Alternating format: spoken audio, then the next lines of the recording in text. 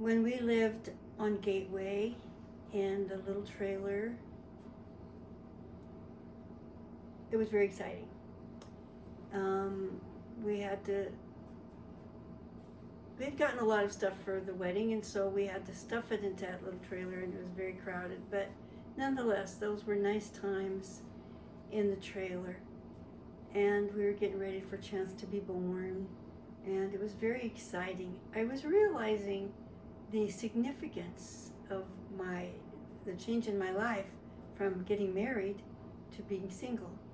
And of course, I was very, very happy about the baby coming, especially since when he started moving. Then I just really, it became reality to me and to Albert. And Albert was still working out at the test site, and so Albert had bought a Corvette. He had bought a brand new Corvette. It was a baby blue Corvette. And he'd wanted to buy it long before we married, so he felt he felt as though somehow he deserved to have a Corvette. So there we are in this little tiny trailer with this Corvette sitting out in front. That was it was just quite the contrast. Anyway, and that the payments on that Corvette were $130 a month. That was a lot of money. In any event, he was working at the test site at that time, and so it was okay. And Artis and Bob lived down the street from us, and that was that period where I got to know Artis, because we spent a lot of time together, because Albert was gone at least 14 hours a day during the daytime. He left at 4 o'clock in the morning, got back probably at 6 o'clock at night, and so I had all day long, and I didn't have another car. And so we spent a lot of time together, and I got to know her, and she explained to me almost all of her conversation, as a matter of fact, at this period of time, was about her family. She wanted me to get to know her family. She wanted me to become part of her family. And the day that we got married, she had insulted me dramatically. After our wedding that night, maybe it might have been the next day, and when I was around her relatives, she said, "Welcome to our family, Carolyn." And I had no idea I was going to have to be part of her family. I had my own family. I didn't like it. So that was my attitude. I was 18. I was not at all interested in getting to know her family or become a part of them. They were Mormons, and I wasn't. My cousin Avon had said to me at our wedding, at our reception, she said to me, "You didn't marry a Christian." And I said something like, "Well, he believes in God," because I wasn't too concerned about it. And I was pretty sure he believed in God, although we hadn't had an in-depth conversation. He did mention that his mother was a Mormon. In any event, when we started spending a lot of time together, Artis and I, she was never mean to me, but she did want her own way. She assumed that we were going to be subsumed into her family. It was apparent to me very quickly. And maybe she was right all those years ago, that I should have not been so resistant to it, but I was. Don't ask me why. But I knew, I had this sense inside of me, even though I was not a practicing Christian, I had this sense inside of me that that everyone that I had met in his family, they weren't Christians. I knew that. So when Avon said that to me, even though I gave her my super brilliant, scintillating response, I knew that Albert wasn't a Christian. And I knew I wasn't either, though. I mean, I wasn't a practicing Christian. Okay, so Artis starts telling me about the family, and the family, very impressive family history. It was a big family. Her mother, Lida, had 12 children, all who lived. Her father, Albert, was the son of an Italian immigrant, and he was 25, and Lida was 14 when they married. They moved to Ely, Nevada, which was a mining town. Ely, Nevada was in the central of the state, more to the north. Las Vegas, of course, is southern Nevada, and just completely different worlds. the people in Ely were involved in industrial stuff like mining. It was a small town. It has always been a small town. They were a big family in a small town, and they knew everybody in Ely. And so she told me all about her relatives and wanted very much. And she was very connected to all of her relatives, her family, and they were very much a part of her life.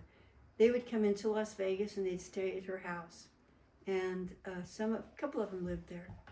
And so I met all of them. I had nothing in common with them. I can imagine the kind of conversationalist that I was then. I can imagine why they didn't want anything to do with me. I would think I was a big phony. I suspect I was. I wasn't a real person, so I must have been a big phony. And I did have a pretty scintillating personality when I think about it. Hey, excuse me, Sophie, stop it. So Sophie's signaling she's hungry, which occurs every hour.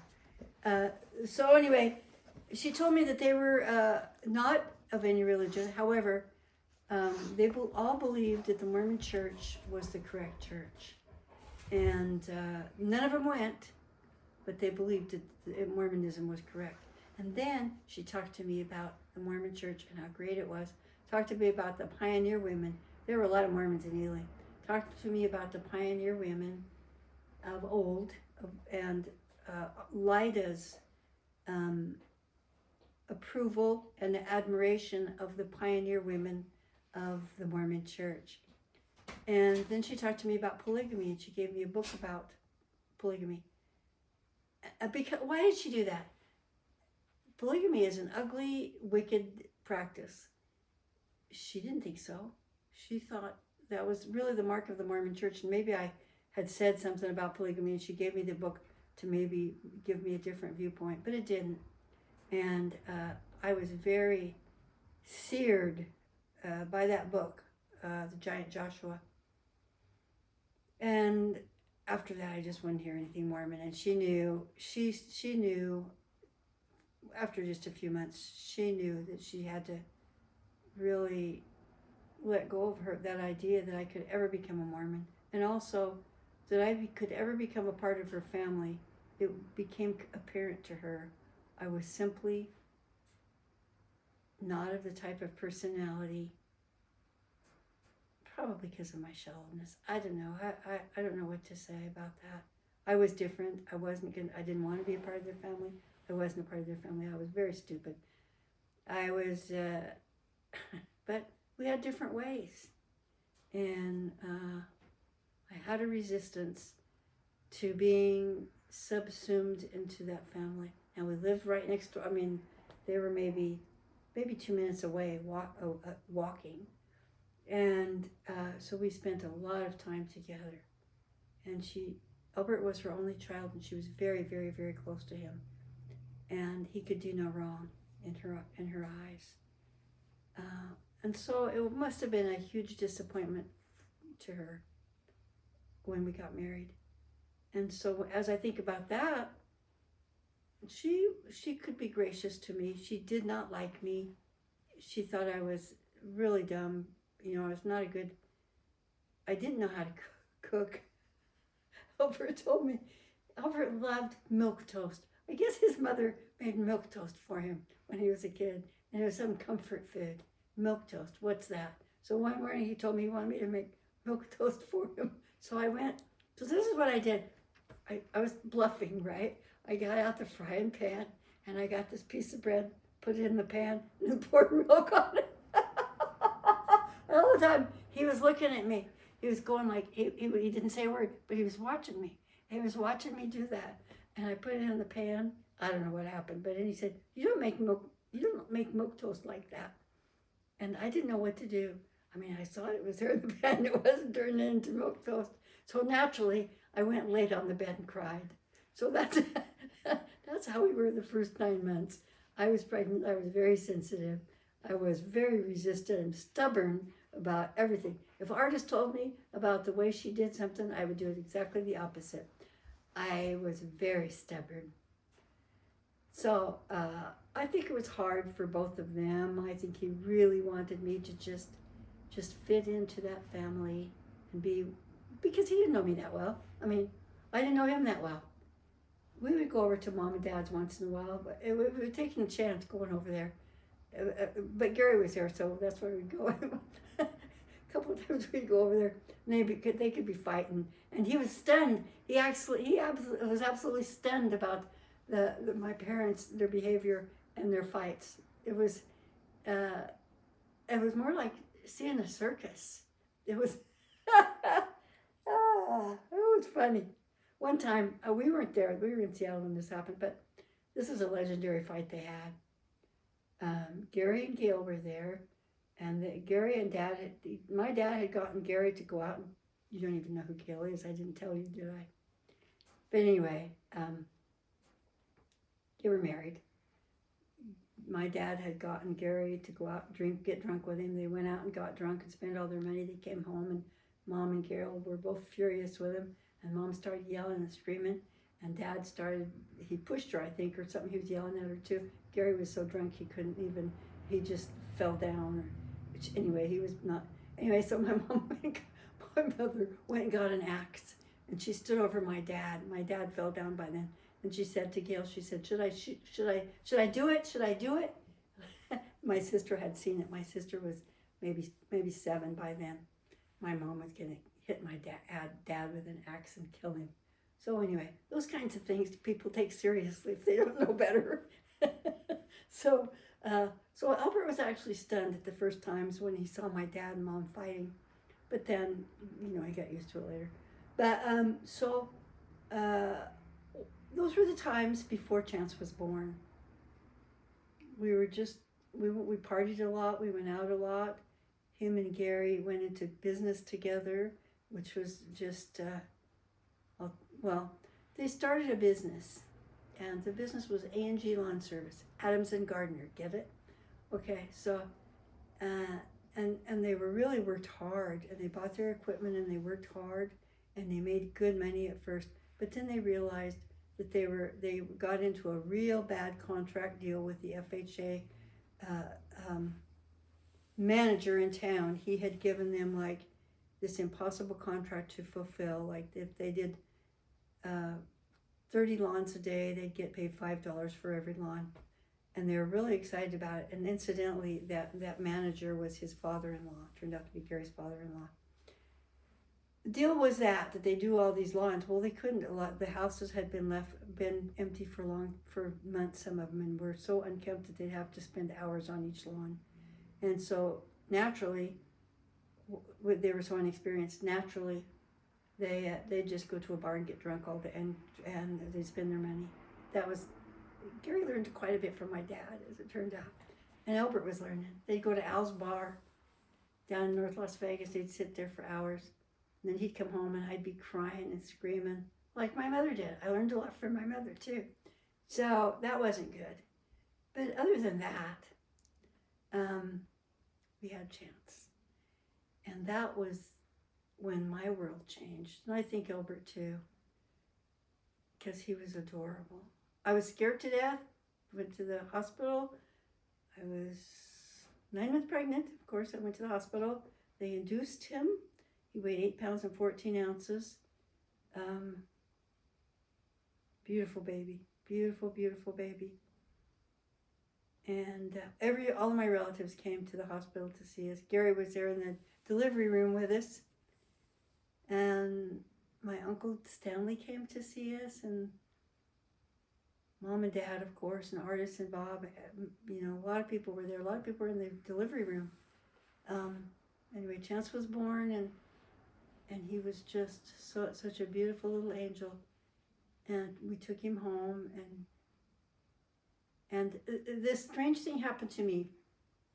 It was just a few days after he was born, and I was feeding him, and I had realized the first day I brought him home, I heard him crying, in the other room, and I went to pick him up and start feeding him, and I realized then, I actually am gonna have responsibility for this child for 20 years. And that was the first time the thought of having a baby even occurred to me. I was so interested in myself and what Reb was doing. So I realized that. But about the third day after he was born, this strange thing happened to me. It happened to me at one time. All of a sudden, I got this feeling that I cared about this little creature, this little kid, this cute little baby, more than anything in the world. I cared about him even more than I cared about myself. I couldn't even stand it. I realized I couldn't stand it if anybody said anything against him. Like, who would say anything against a newborn baby, right? But I couldn't even stand it if somebody said, well, his nose is too long, or his he's not, he doesn't look right here, or his ears are too big.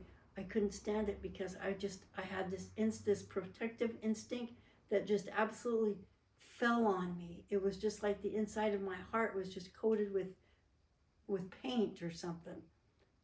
That maternal instinct. Years later, I understand now, of course. The Bible says, women will be saved through childbearing. What does that mean? To me, it meant this. I lost my appetite to go out partying and having fun and drinking and running around all night long and just being a kid, just being a stupid 18-year-old running around and having fun. That was it. I didn't want to do that. I wanted to take care of Chance. I want to take care of my baby and be a good mother. And it kind of hit me. I think it happens to every woman. Well, not everybody, because some women don't have that maternal instinct. But to me, it happened to me in that way. I became a mother. And it made me grow up. Now, occasionally we'd still go and we'd, go out and go to bars and sit and drink and have dinner and stuff. But that really took the appetite of that time of my life, the partying and the dazzlement and everything, away from me. And then I started seeing my family life, my parents, through a new light. And that light was, I didn't want to ever leave Chance with them. Well, they babysat once in a while, but I knew that they were very irresponsible people, and they could flash in a minute, and then they'd have a fight, and then they'd forget all about watching Chance. And so I rarely left Chance with him. They adored him, but they were just too irresponsible. Now Sherry would come and stay with us. Sherry adored Chance. How old was Sherry then? Sherry was born in 1955. Chance was born in 1965. So about 10 years. She was about 10. Billy was 8. Billy liked him too. Billy was just crazy about him too. And so I went over to my mom's house a lot, but I rarely left Chance.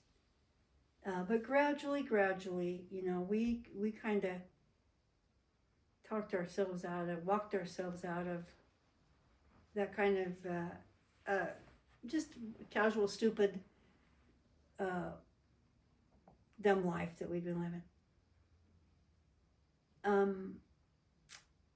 We lived there for about a year, and then there were no jobs in Las Vegas. All of a sudden, the economy went bad. Albert was not old enough to start dealing, or naturally he would have got into that wonderful profession that my dad was in.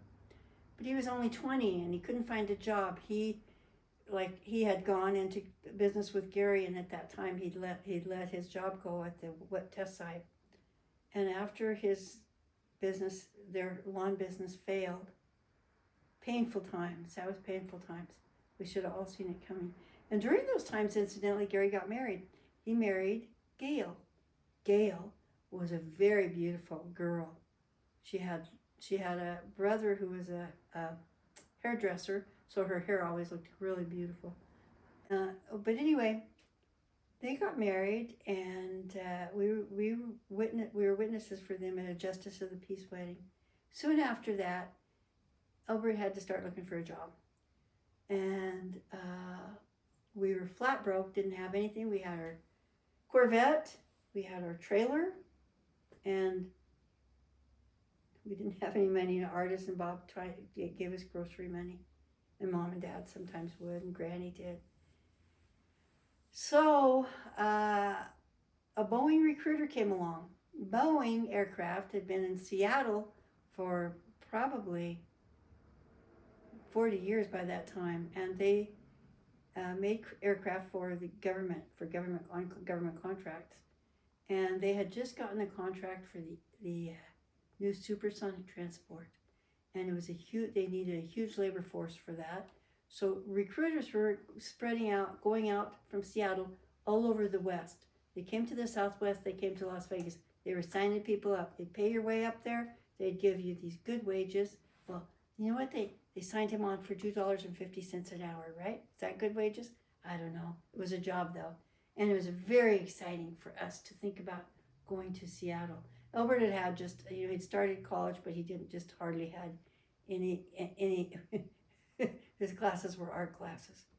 So when he told them that, naturally they said, well, we'll put you in design. We'll put you in aircraft design.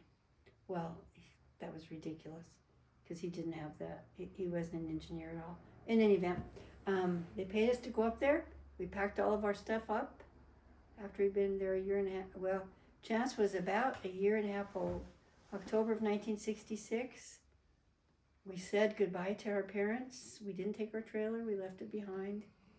We thought we were going to live in this beautiful seaside villa up there. We didn't know anything about Seattle. And we moved up to Seattle. Artist went with us. We took a trip. We packed up her truck and our Corvette. No, we traded in our Corvette for a more reasonable car, Chevelle. So it took us 3 days to go up to Seattle. I had never really been anywhere, but I'd been over to Los Angeles. I'd been to Utah, southern Utah. And so when we moved from Las Vegas was home to me. It was just a part of me. And we were leaving, and we drove through some beautiful, beautiful country. Anybody who has driven up that way through Pendleton, Oregon, over the Blues through Pendleton, Oregon, over the Columbia River, into eastern Washington, into Yakima, and then over through the state of Washington, over to Seattle. Beautiful, beautiful country that I'd never seen before. But when we got there were all these trees. It was just pine trees everywhere. And in Las Vegas, there was no trees, so except a few palm trees. So, you could look out and you could look over there 5 miles and say, well, I'm going over there. But not in Seattle. You had to know where you were going because you couldn't see anything. You were surrounded by trees. I hated Seattle from the first. I hated it because as soon as we got there, it started raining. Started raining in October. Didn't stop raining until April. Albert got his job. We found an apartment pretty easily because artists went and found it for us. And it was not bad. It was not a bad little apartment. Paid $115 a month. And it was furnished. And we didn't have a telephone. So the first day that Albert went to work, and then he didn't come home. I was scared to death. He finally came home maybe 3 or 4 hours later. And he said he'd parked his car, his white Chevy that looked like every other car in the parking lot, huge parking lot. There were thousands of workers there. He parked it and he didn't take note of where he parked. So he came out after a shift and he couldn't find his car. And it took him, finally got a security guard to help him. It took him a couple hours. So that was bad. Albert was discouraged. They put him on these terrible jobs, just low level, just factory type of stuff. And so he was discouraged about that. But how did we stay? I don't know how we stayed. It was gloomy. We didn't know our way around. It wasn't what we thought it was going to be, and he didn't hardly make any money. But we stuck with it because we had to stick with it because I had promised artists that I'd make sure he'd be okay and that we'd stick with it, because they spent their money getting us up there. It took them like $500, which would have taken a lot more now. We stuck it out. And at Christmas, my mom and Dad and Sherry and Billy drove up. I was so happy to see them. I can't tell you. My mother missed us so much. My dad probably missed us.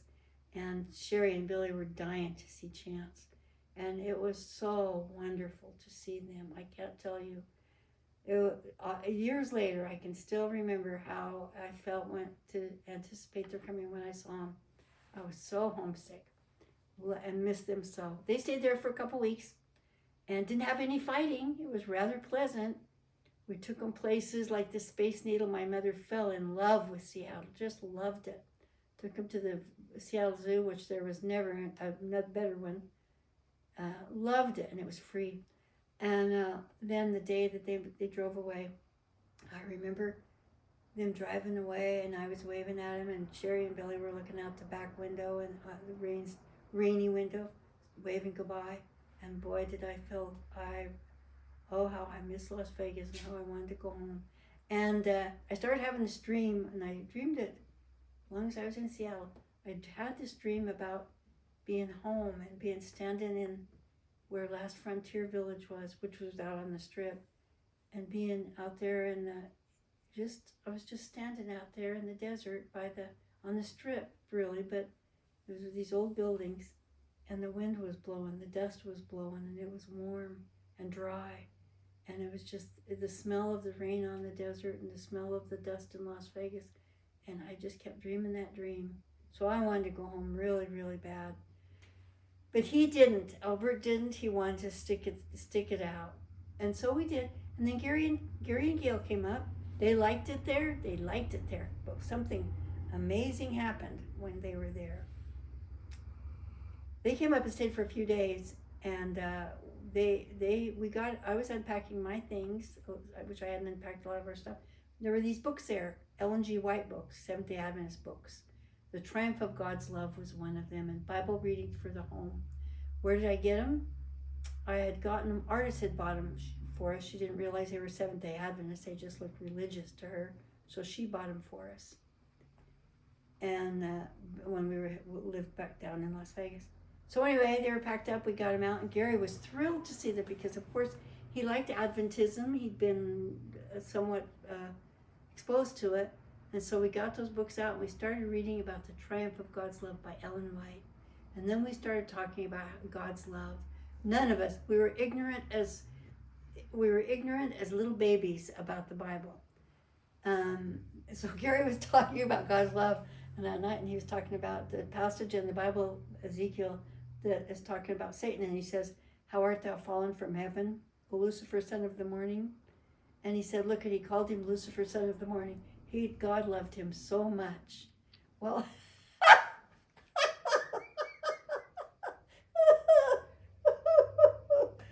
but when he said that, I sort of thought it was weird that God loved Satan. But I had this, it was like a lightning strike that went through my body, because I had been away from Christianity, from church, from any discussion about God for so long. Probably 3 or 4 years by then. It was like a lightning bolt, like my soul came alive, like something inside of me was dying to hear about God. And so I was avid, and we were reading these. We didn't have a Bible, incidentally. We had Ellen White's stupid Triumph of God's Love. So we started reading that book, and we started talking about what we knew about the Bible, which was nothing. But it was just engrossing to all 4 of us. And so Gary and Gail went right back to Las Vegas, packed up their stuff, and moved back to Seattle. He quit his job. They moved back. He'd been dealing in Las Vegas, so he was making money. But they moved back to, and they lived in Seattle, close to us, got their own place, lived close to us, and we had more conversations, all based on our one source book, The Triumph of God's Love by Ellen White. And we decided that we were going to call an Adventist preacher and have him come. We had questions for him. So we did. We called this guy, and his name was, and it was in Auburn, Washington, where we lived close by. We called Elder Skinner.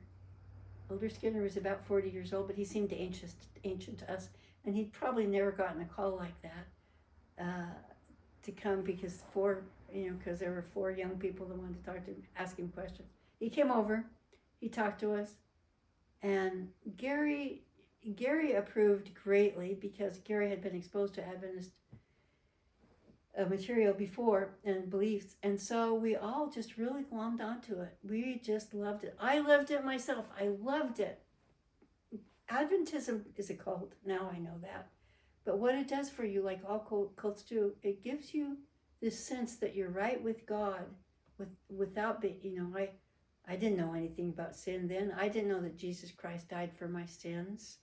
And I didn't know that sin was inside of my heart and I've been born with it, as had every human being that ever was born since Cain and Abel, since Adam and Eve. I didn't know that. I thought I could be right with God if I did certain things. And so Adventism appealed to me.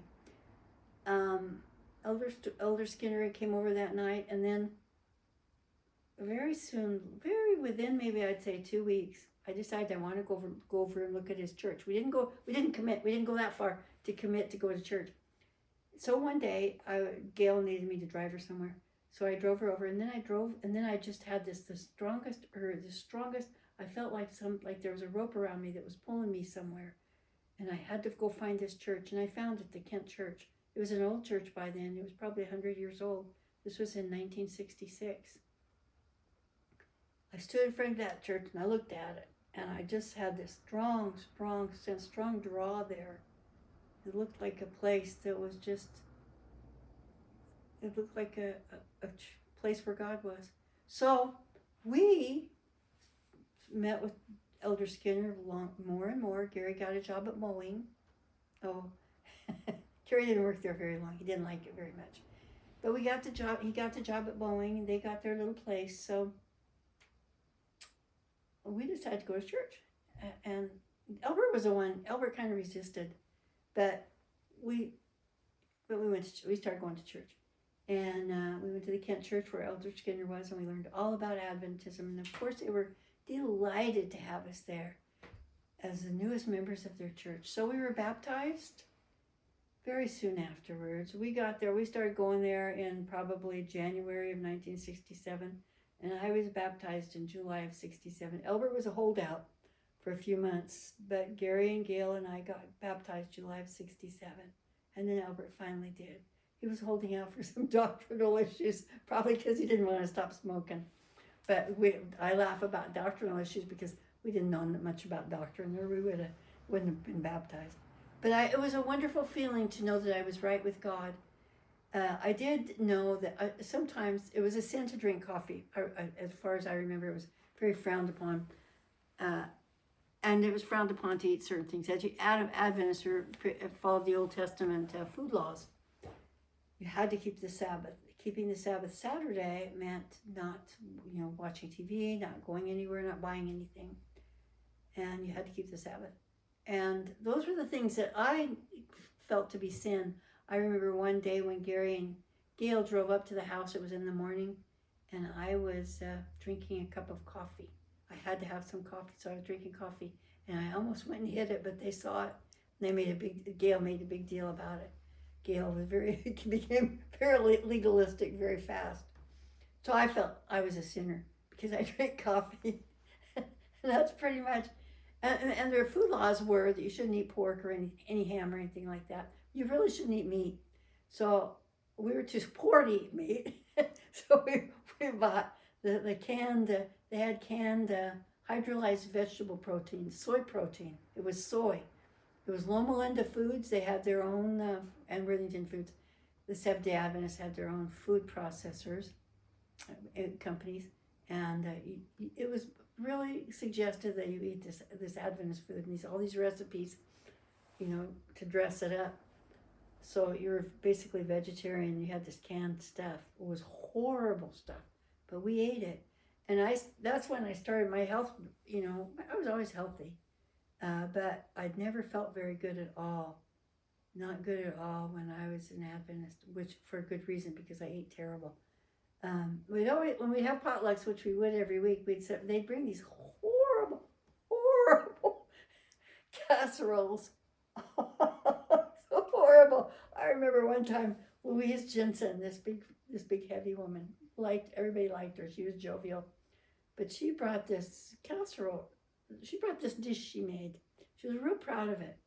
And I took a bite of it, and I had to, almost had to spit it out. I mean, I think I might have spit it out, but not in front of her.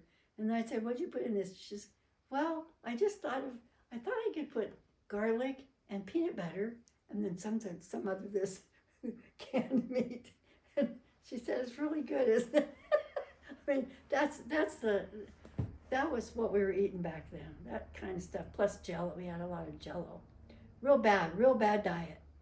And we were learning Adventism then. I got pregnant. So Chance was about, well, Law was born in May 1st, 1968. So I forgot what I was going to say. But anyway, Albert, by then, he had started at Boeing. Gary had only lasted a couple months at Boeing. And then Gary, he couldn't stand it. So, and another thing is he had to work on Saturdays at Boeing. And he didn't want to do that, but mostly he wanted to quit the job and get another job. So he quit. He quit the job and he didn't have a job. And then the pastor came over, and Gail was so proud of Gary. She said, "Pastor, Gary quit the job. He quit his job because they made him work on Saturday, and he quit it as an act of faith." And Albert said, "Well, it was an act of stupidity," which Gary agreed because he didn't have a job for a while. Anyway, so Gary got a job as a call porter. Call porter is a book salesman of really these horrible books by Ellen White and Bible readings for the home and the triumph of God's love. And these call porters would go out and try to sell these books. Well, it's just like being an encyclopedia salesman. You're maybe a salesman for 2 weeks until you get hungry. That's how Gary was. He was always trying to sell these Adventist books and getting them into people's homes. And one time there was, in particular, Gary'd come over to my house, and I'd drive up there with him to Seattle, and he'd go out and try to sell books, and I'd go with him. And one time we went to in the poor section of town too. This woman, she had warts all over her. I remember that, and she was probably about 70 years old, and she was raising her little granddaughter, and the little girl was so cute, adored her. The woman was very poor. And Gary showed her this set of children's books that told all about the Bible. And she bought them. And she only had to put $1 down, and she had to pay $5 a month. And so she bought them because she wanted to buy them for her granddaughter. And we felt so bad about that when we left, because she didn't have the money and because it wasn't worth it. And he had to repossess those books. That they'd come out of your check if you didn't repossess them when they didn't pay. So, which was a terrible thing. And so that's what Gary was a call porter for a while. I didn't have any money, and then Gail got pregnant. I was pregnant with Law. Gail got pregnant without him, and they were really in dire straits then, because it was just hard for him even to get food on the table. And so Albert got a job at Harris Pine Mills. Harris Pine Mills is a Seventh-day Adventist company. It was a Seventh-day Adventist company. It was a furniture company. They made furniture. They had 26 branches all over the United States, and they'd sell this furniture at these branches. Now, it was an Adventist company because the Adventist Church ran academies, high school academies, and students could pay their way in the academies by working in the furniture mill that was beside all these academies. So they were all over the United States. And they work off their tuition and their most of their bill by they'd board at these academies, and then they'd work at Harris Pine Mills, the branches, or Harris Pine Mills Pendleton. And so Albert got a job there, and so he made a little bit more money, but hardly. And we were not very much. My darling Law was born May 1st, 1968. And he was born in Seattle. He was born at Swedish Hospital in Seattle. He didn't look like Chance. Chance was a big, healthy guy. Law was only 8 pounds 6 ounces, and he was skinny and long. And they put a safety pin in his navel to tie it off, and the artist was just very, very distraught about that, very upset. He looked a lot like Albert did when he was a baby, artist said, and he always looked like Albert. He was frowning when he was born. Well, it wasn't anything like Chance. Chance was Mr. Vivacious. I swear I've told Chance was giggling and smiling and laughing. It just seems like he hit the ground running right away as a baby, right away. And very social. He was interacting. I'd say by the time he was 2 months, he felt like he was ready to be on stage. But Law was reticent and quiet and watched, and he looked around, and he was just a quiet kid, and he'd smile, he'd frown like Albert. He looked like Albert, and he was just adorable. He had a unique personality from the beginning, and like I said, Chance was just all glitz, and just happy, and just interacted with everybody, and in church, Chance was he would recite the Pledge of Allegiance when he was about 2 years old, and sing all these Sunday schools, or sing all these Sabbath songs. Not Law. Law didn't want to participate like that. Law was always himself. And but they played. They got along, and so we had the two boys. And Mom and Dad decided they were going to come up. They decided they were going to move up there. So they sold the house. They made enough money out of the house for my dad to invest in another business. He hadn't learned. He still thought he could own or operate a business. So he came up and he bought a gas station. And they had an apartment. They lived in the apartment. And they lived in the apartment. He had a gas station. Well, that lasted about, I'd say it lasted maybe 6 months. Mom got a job at SeaTac at the gift shop, SeaTac Airport, and they lived maybe about 10 miles from us. Sherry and Billy were just Sherry was about 12, Billy was about 10, and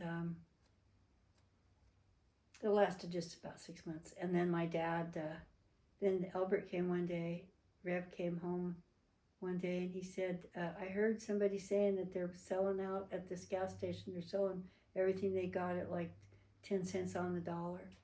And Dad had bought the whole inventory and everything. So he said he went over there, and Dad was selling, and Gary was working there too. Gary had quit his call porter job and was working. My dad gave him this good job working with him. They sold Dad got drunk, didn't have any money, sold all the inventory, sold everything. Now he was in a contract with some like Chevron or some gas and oil company. He was on contract. That wasn't his property. He sold the inventory out of it, and he wasn't going to get out of that contract. So what did my dad do? My dad takes all the money he has, goes and gets his stuff, and gets on a plane, goes back to Las Vegas. Left my mother flat. She had these two kids at home. She had the apartment. She had nothing. And I remember Albert was stunned. Gary wasn't stunned at all because he knew better. And Gary and Gail quickly, he couldn't support her. They were fighting. I can't recall where she was working, but she had Adam. He was just maybe a year or two old. And so that was very sad. Gary left, went back to Las Vegas. They split up. She was going to leave him anyway. As a matter of fact, I think what happened was she took Adam and flew back to Las Vegas. And he tried to stay but couldn't, and he went back. He went back to Las Vegas. So everybody went back to Las Vegas with me and Albert and kids. And I felt real sorry for my brother that if my dad hadn't come, there was no chance their marriage was going to survive. But they might have had a better chance if my dad hadn't come. So that was Seattle. That was a sad time when Gary left. But Albert got promoted.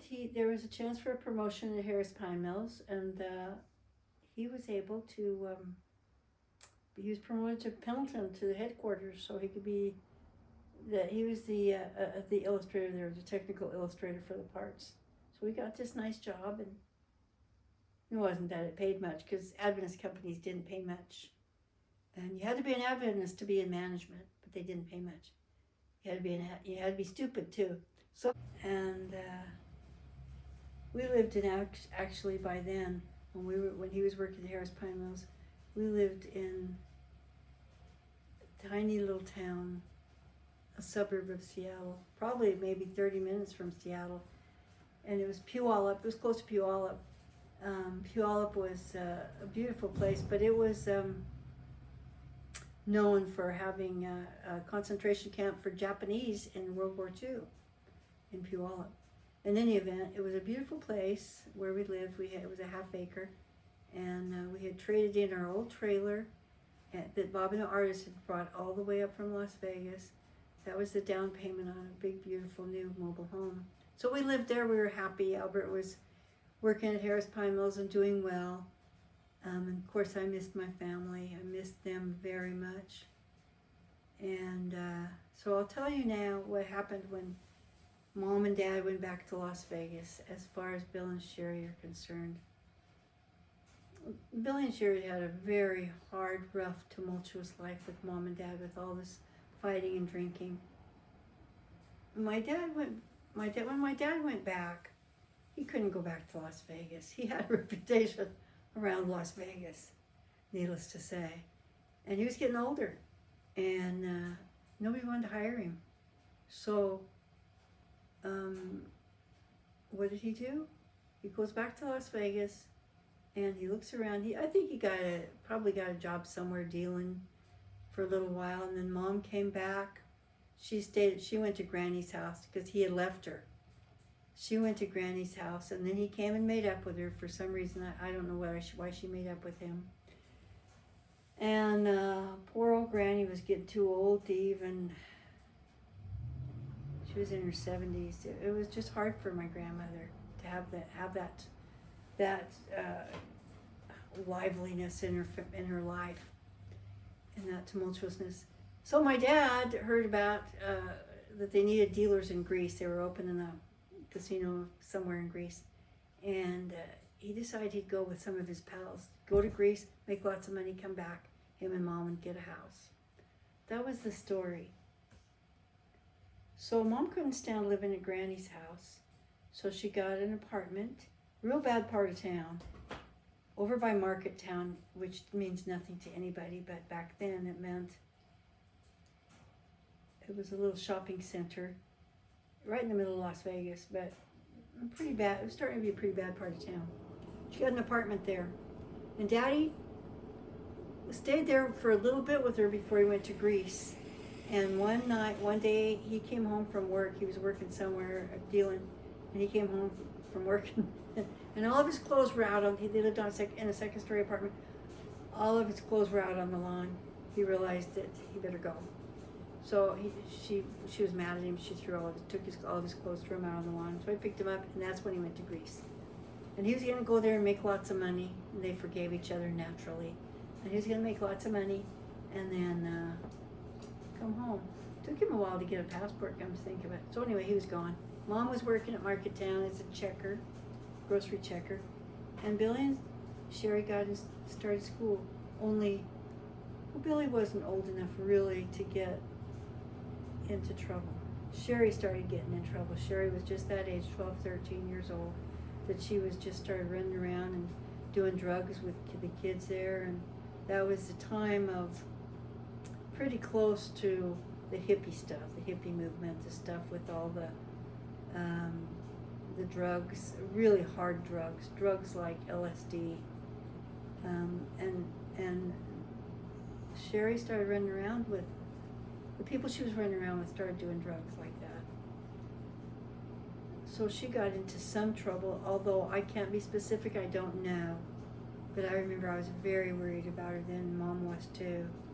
And Billy was a little too young for it. He probably did start dabbling into that stuff, because Billy and Sherry were very close, and they ran around with the same people. Then my dad, he was there maybe about 6 months, and he finds out, interestingly, that you have to spend your money in Greece when you make it. You can't bring it home. So he left Greece. And I'm sure he spent his money before he left because he couldn't bring it home. So he came home. Mom took him back. He couldn't find a job in Las Vegas. Sherry was going bad. Mom was worried. Sherry and Billy were both running around. Anything, it was very exciting. They had a lot of excitement in their lives. But I can't think of anything except that he couldn't get a job. Now, Gary was back in Las Vegas. Gary was working. And Gary could always get jobs. But Dad couldn't get one. And so but he had a friend, I think he worked, what was the guy's name? The guy who started Laughlin. It was Don Laughlin. He'd been a dealer and Dad knew him. Don Laughlin offered him a job. Don Laughlin, there was a place out on the Colorado River in a little place called Bullhead City. Bullhead City was on the Arizona side, and he put his hotel, the Riverside, on the side of the river that was on the Nevada side, and he named the little town Laughlin, Nevada. Dad went there when he first opened. He built this. It was just out there in the middle of nowhere. Bullhead City many times was the hottest place in the nation. It was hot, blisteringly hot. And so he moved his family out there to Bullhead City, and that's where Billy and Sherry grew up. And that's all they had to do out there was just run around with these kids and do drugs. And I don't know a lot about it. They got into very hard drugs. Sherry told me she had taken LSD and she told me about her out-of-body experience once. So, boys and drugs, Sherry was really running around and doing a lot. And Billy was funny guy, funny. Everybody loved him. He had a lot of friends, but they were just all doing these hard drugs, I think. I mean, I don't know much about it, but I know that Mom and Dad were real worried about him. Mom had started drinking. She'd started drinking years before, drinking a glass of wine at night, but then she drank heavy. She started drinking heavy, and they were out there in Bullhead, and that was the situation. And Gary went out there. He started working at the Riverside. Laughlin, Nevada, incidentally, has become, I think it's the third largest city in Nevada now. Third largest population. Big, nice hotels along the river. And it's a fun place for people to go. It's real pretty out there with the Colorado River. Stark desert, but real beautiful, beautiful country. So, meanwhile, back in where we were in Seattle, Albert got offered a job, and we moved to Pendleton, Oregon, to headquarters. And Law was the cutest little guy then. He was 3 years old when we moved. What a personality that kid had. He would tell everybody, when he'd get mad at people, he'd tell them they're nothing nobodies. He'd call people nothing nobodies. And him and Chance were very good buddies then, and they played together a lot. He loved Chance. But he just had quite the little personality. And when the movers came to take us to Pendleton, Oregon, in which Albert got promoted, so we went there. And I was happy to leave Seattle. I never liked it up there. I never liked the weather. I just never liked it. But besides that, leaving that area meant leaving the Adventist church that we went to. When we were still Adventists, but we were ready to go. So we moved to Pendleton, Oregon. And when we did, Law got real mad at the movers because they put some of his toys in the moving truck.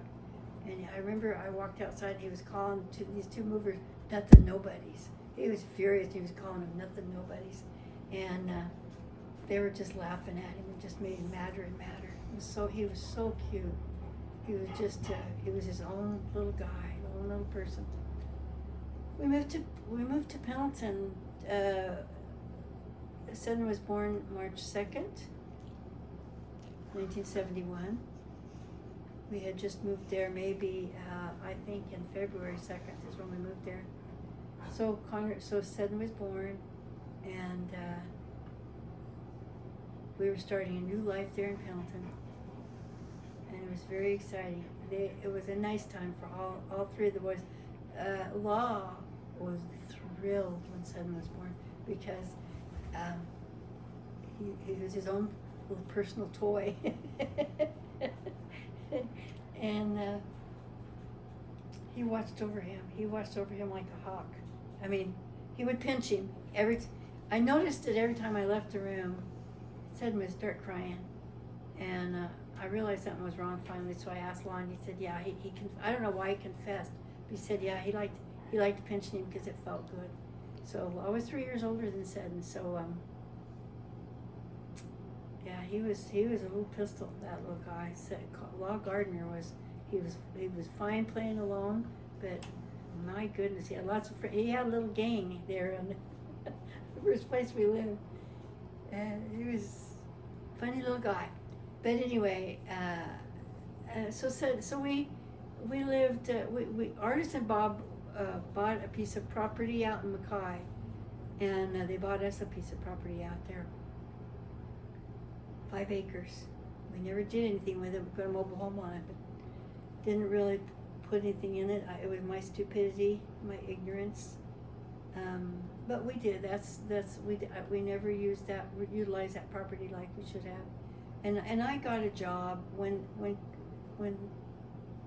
Seddon was 2. I got a job in the office at Harris Pinelands. But meanwhile, back there in Laughlin, Nevada, Mom and Dad rented an apartment,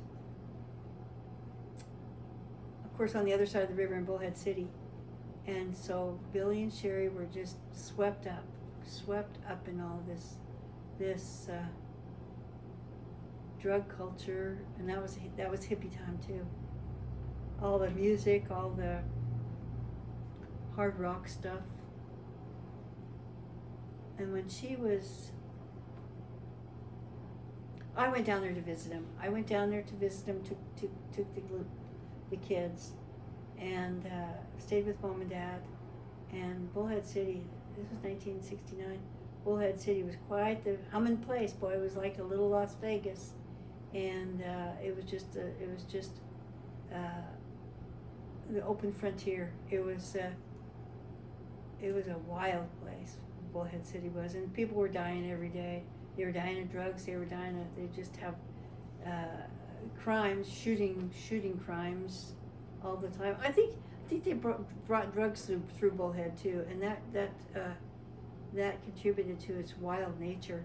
And then people would go over there on the other side of the river and go to the casinos and get drunk, and then try to drive back.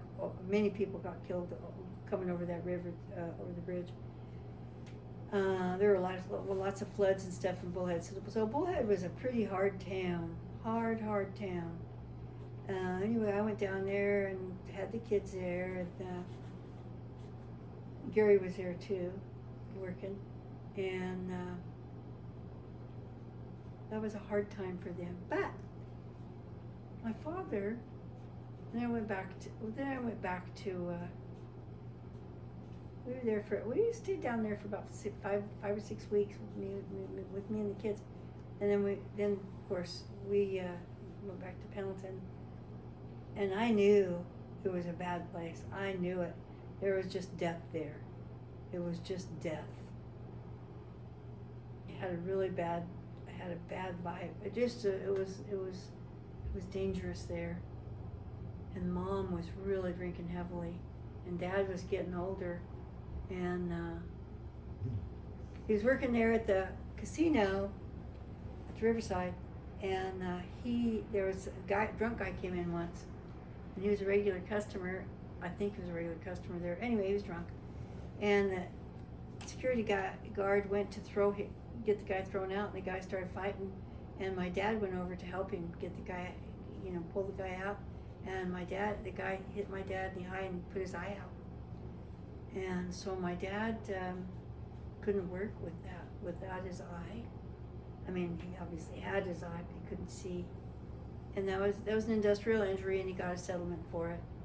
So naturally, they went and spent it as quickly as they could. Mom was really drinking heavily then. I mean, she wasn't, my mother was gone. The person that I knew that was my mother, she was gone. She died in Bullhead City, I would say. And she was just drunk all the time, and so it came, their 30th anniversary rolls around. Dad went to the gift shop at the Riverside and he bought my mother this beautiful, he bought her that silver tray thing that you see up there. It was a server at one time, it was just solid silver, beautiful. For their 30th anniversary, and he bought her a beautiful watch. And he bought them on credit, you understand, at the Riverside gift shop. And then a couple of days later, he left her for good because he'd met his old girlfriend, Betty Spencer, at one of the casinos. This old hag was dealing 21 at one of the other casinos down there. And he met her, and it was just like old times, and so why not leave Mom? She was an old drunk. He had known Betty was actually his partner, Spence's wife, when he's on the police department many, many years before. And he told me that she had a stint as a prostitute in Las Vegas for a while. She was a horrible old hag, but there was something about her that was attractive to my dad. My dad dumped my mother. My brother was 14. My sister was already married. She was married when she was 15. She married Tom Oliver when she was 15, and she had Alyssa. Now I'll tell you about that. She was madly in love with this kid in school named Mark. She was 15 years old. Everybody was in love with Mark. Apparently she was always telling me how handsome he was. So, and she was so beautiful. Sherry was so beautiful. And she called me and told me she was pregnant. I was in the hospital having 7 when she told me that. And she said if it was a boy, she was going to name him Chain Blessing. Thank goodness it wasn't a boy, right? Or if it was a girl, she was going to name her Alyssa Michelle. So anyway, so she was married. So Mark left. He didn't want to get married. But she met while she was still pregnant, and I was down there too. I was there then when she was pregnant. And she met Tom Oliver. Tom Oliver was about 2 or 3 years older than her, and he had the long hair, the hippie long hair. He was a classic quintessential hippie. Long curly hair, black hair, full beard, goatee and mustache. Very handsome kid. And he was much older than her, but he loved her. He did love her. And so they got married. And so they had their own place. And Billy, many of the times, when Mom was drunk and before Dad left, many times he'd go and stay at Sherry's. Sherry did watch over Billy and take care of him. And I'll remember the first time I saw Alyssa, she was 7 months old, and I went out there. I was out there. Nobody was there. Everybody else was at Pendleton. For some reason, I was there. I went down there in Bullhead City to see the baby. But might have been when Granny died. No, I don't think so. But no, couldn't have been.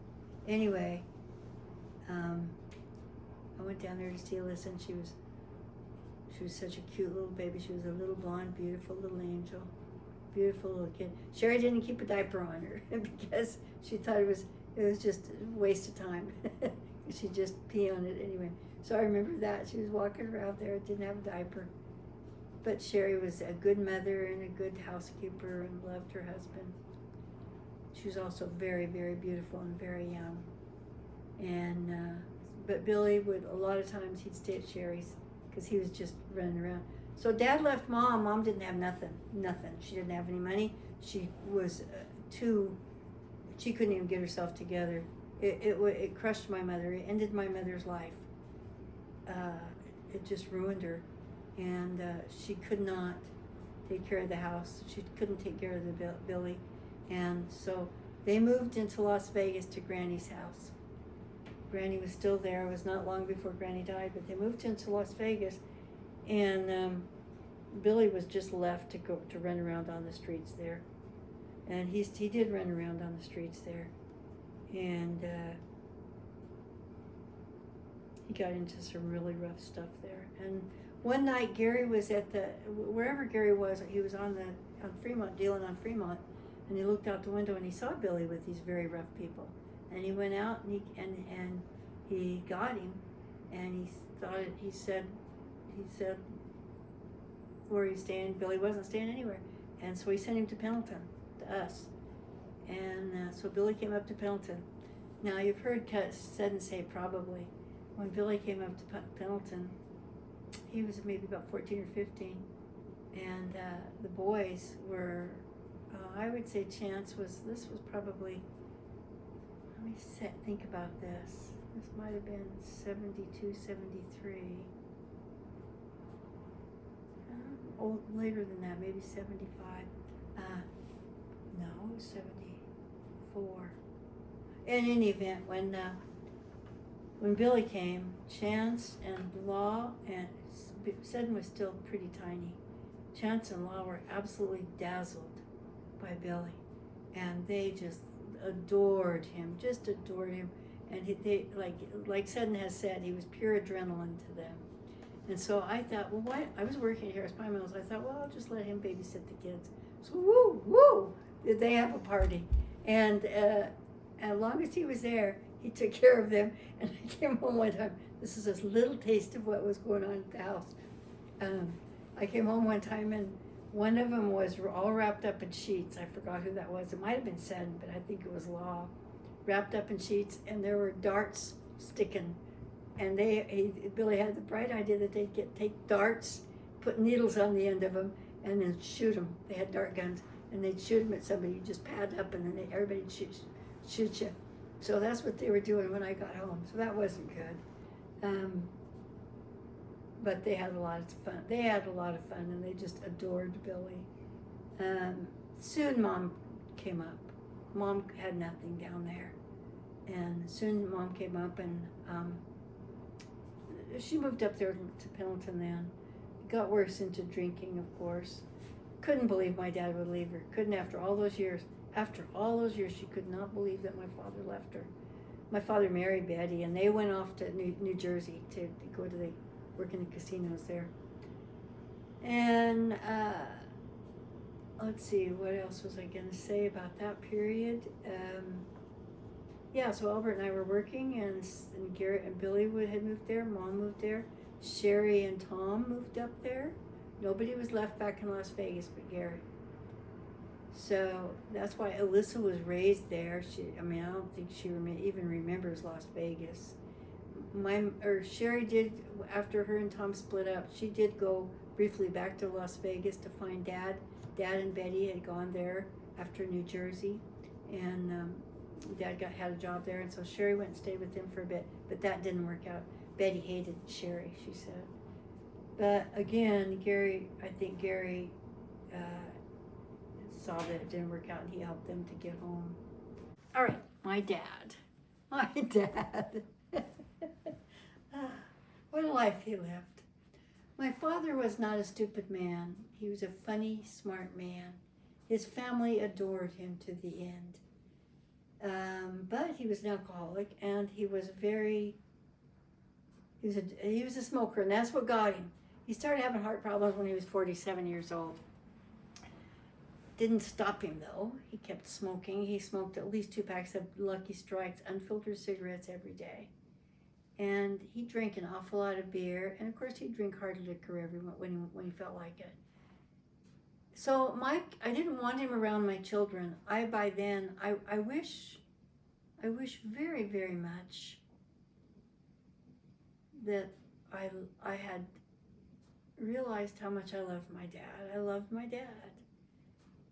But I didn't think I loved my dad. I thought he was an absolute liar. He was a rascal. He'd hurt us so many times. He deserted my mother. So I didn't want anything to do with him. I didn't want my kids around him at all, which he wasn't around. But my mother came up to Pendleton. She had nowhere to go. She she got her own place. She stayed with Sherry for a bit, but then she got a job at the back then it was the mental health institution in Pendleton, and she got a job in the kitchen there, and it was a real hard thing for my mother to adjust to, because she lived a pretty nice high life in Las Vegas. Nice home. They had money in a way, and she was a very attractive woman, and here she's found in her late 50s, early 60s. And where is she? She's in a mental institution, working in the kitchen, just destitute. Well, when we were there, Sherry and I was there. Billy was there too. Now Billy and Sherry. I mean, Billy had gone through some real rough times, but he came out. He stayed in Pendleton, and he had a lot of friends in Pendleton. He got married young. He was 17 when he got married to Jeannie, and they had 2 kids that he adored. He adored his kids, Cable and Annie, cute kids. So they lived in Pendleton. Sherry and Tom lived in Pendleton, and then that didn't last a long time. Sherry was single for a long time, by herself. I mean, she had Alyssa, and they had an apartment by themselves, but once in a while they'd live with Mom, or Mom would come and stay with them. But Mom mostly lived out there they had a employees area where they could live. So Mom lived out there and worked out there. Well, one day, guess who comes to town? My dad. And she was so excited. And how it happened was this. He got his oil wells came in. My father's family had inherited oil royalties. My great grandmother, Hattie Mitchell, and her husband had a ranch, and this was probably in the 20s in Texas, close to Monahans, Texas, which wasn't too far from Odessa, if that means. Who cares if it's, I don't even know Monahans or Odessa, never been there. But they had a ranch, and they discovered oil there, and so it was divvied up between 6 siblings. So Dad got an inheritance when grandmother died. And this particular time, why was he in Pendleton? Because he just got a $10,000 payout on a well. So he came to see Mom. Now, by then my dad couldn't move, and couldn't get on a plane. He couldn't walk very well. And so Mom was real excited about him coming. He'd stayed with Gary for a couple of days in Las Vegas before his check arrived. And Gary had talked to him about drinking and spending all of his money, and my dad was real serious and just promised he wouldn't do that. As soon as he got the check, he got drunk. Goes and gets on the plane. So they had to have him in a wheelchair. When he got off the plane, he was so drunk. And so here he gets off the plane, drunk as a skunk, in a wheelchair, and hadn't seen Mom for years. And Mom was so excited. She had her hair done. She bought new clothes. She was, I don't know. Did she think that they were going to get back together? Probably. In any event, here this old guy comes, couldn't even walk, drunk. Oh, they went to the beach. They were there for a couple days. She finally left and went back to Pendleton, I think, and I think he flew back to Las Vegas, I don't know. But it didn't last long. You know what? It didn't. He came home with her, as a matter of fact, and he stayed there with her for a while in her residence at the mental hospital, and they'd fought, and then he left, I think. But he was hanging around there for a while. He hung around there for a while, and I didn't want him around my kids, but he did come around my kids, and none of them took to him. None of them. He was just a big old phony by then. He was a big phony. He was just all bluff and talk. We'd sit around and smoke. There was a part of him that knew he let us all down, I think. And like one day, this is typical of my father. This isn't like, what a surprise this happened. Or this isn't out of character for my father. He calls me one day at work, and he says, this is the worst, hardest thing I've ever had to do, but I have to tell you something. I heard this a million times. Took me back to the old slot machine days, plastic slot machine. He says, I have throat cancer.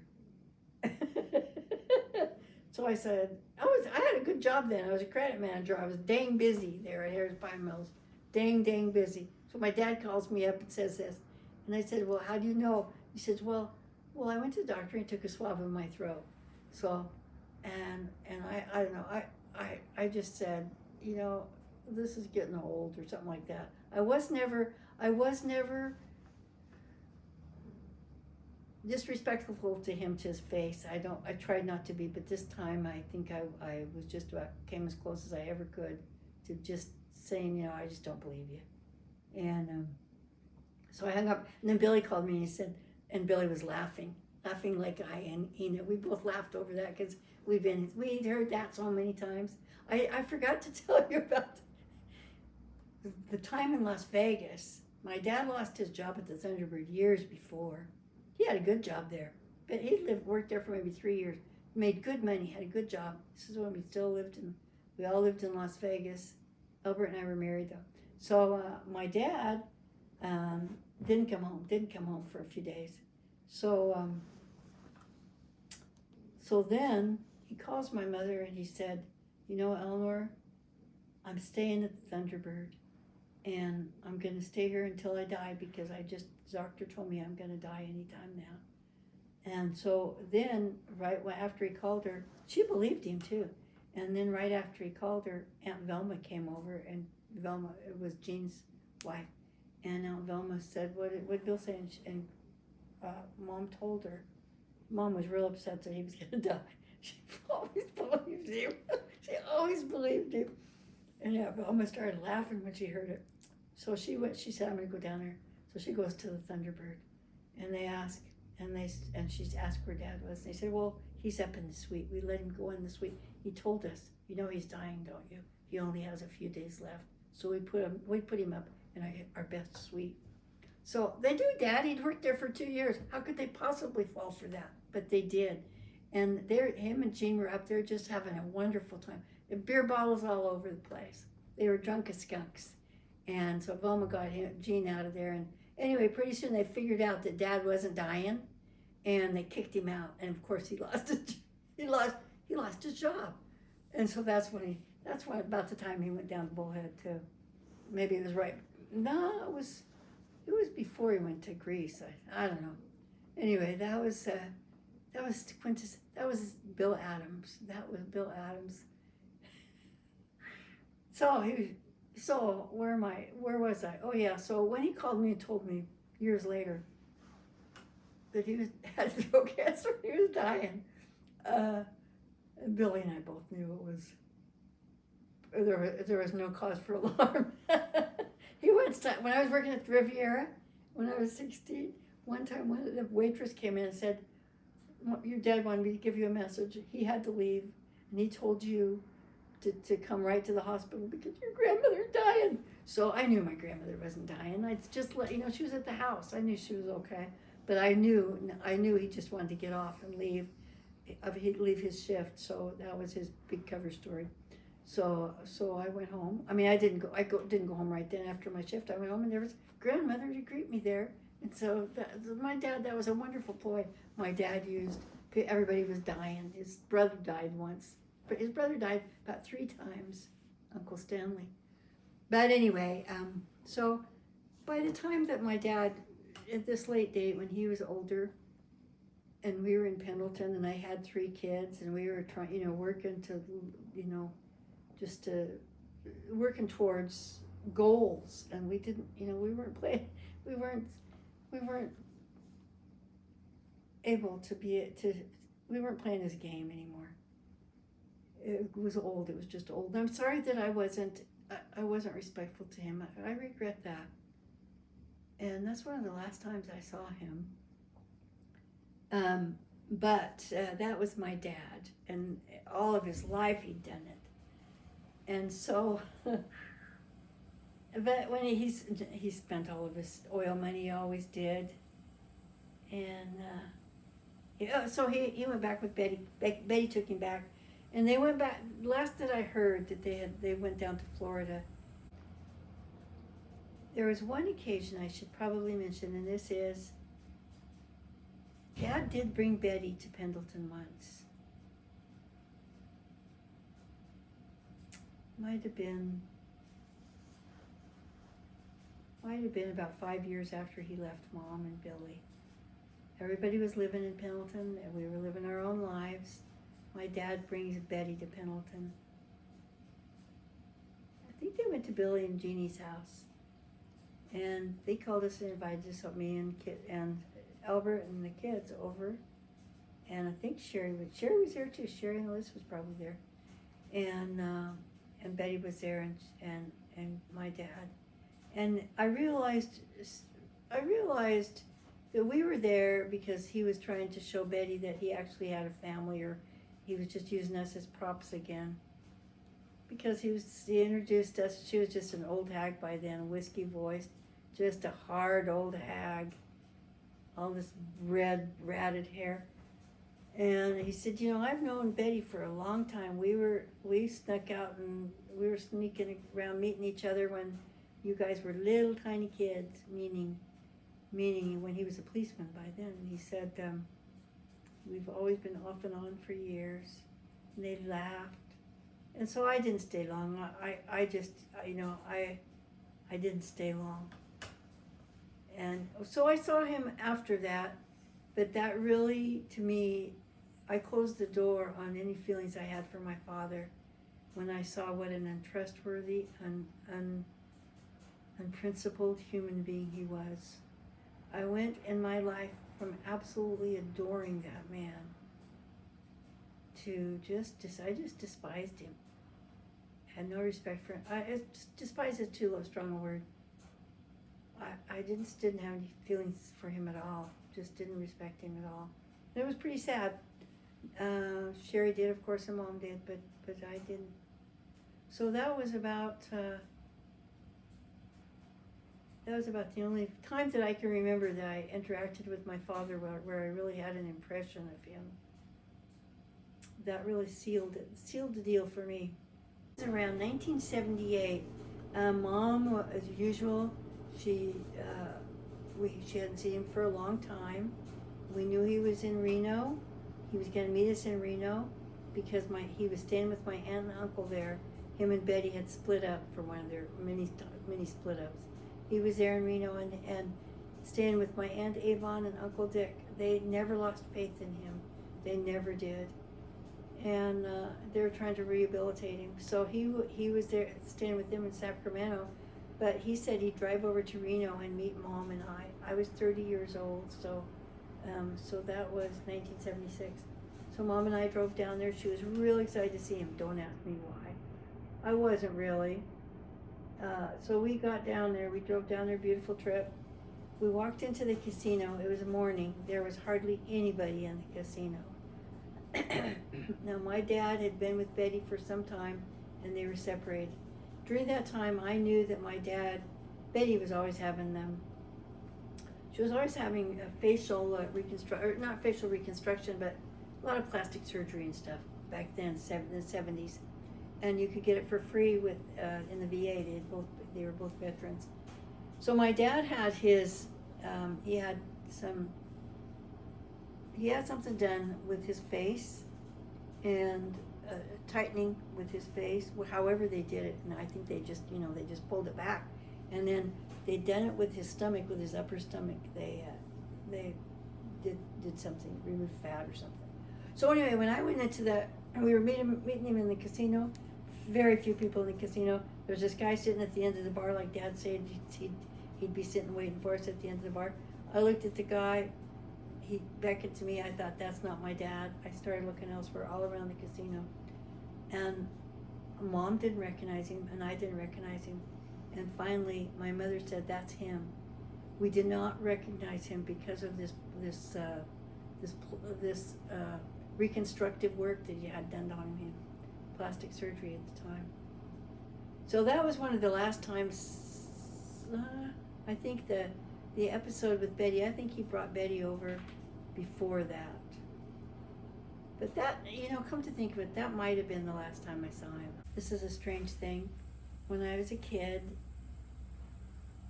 before I knew better, I would talk to him about God. And his view of God, I remember him saying this to me once. He said, God is a loving God, and he's very kind. And I know that if I'm on my deathbed and I ask him to forgive me for my sins, I know he will. Well, my dad didn't have a chance, because one night my dad had a heart attack, a massive heart attack in his sleep, and he never woke up. And that was the first thing that came to me, that he didn't have a chance to do that. He should have done it before, many years before. He heard the message, the gospel, many, many times. But he didn't repent. And so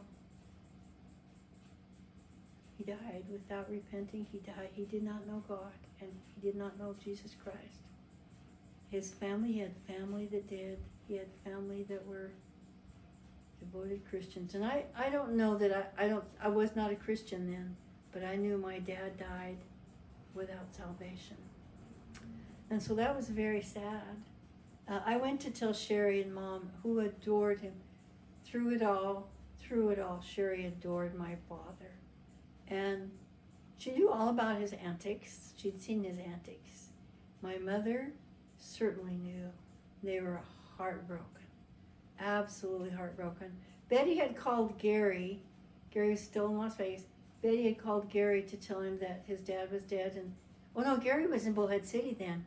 And she called him and asked him, she said, Bill wants you to take get his ashes and hire an airplane and have the airplane. She knew the airplane guy and everything. And she said, your dad wants his ashes to be scattered over the Colorado River in Bullhead City, or Laughlin. And Gary said, no, keep him there. And because Gary was also fed up, just, first of all, we weren't sure he was dead. Yeah, so anyway, but he was. So Gary said no. So I went and told Mom and Sherry, they were absolutely, I was not at all sympathetic then. I should have been, because they were heartbroken that my dad was finally gone. After all of his antics, after playing the Ace of Spades, that card, for years and years, he was finally gone. So that was my dad. My dad.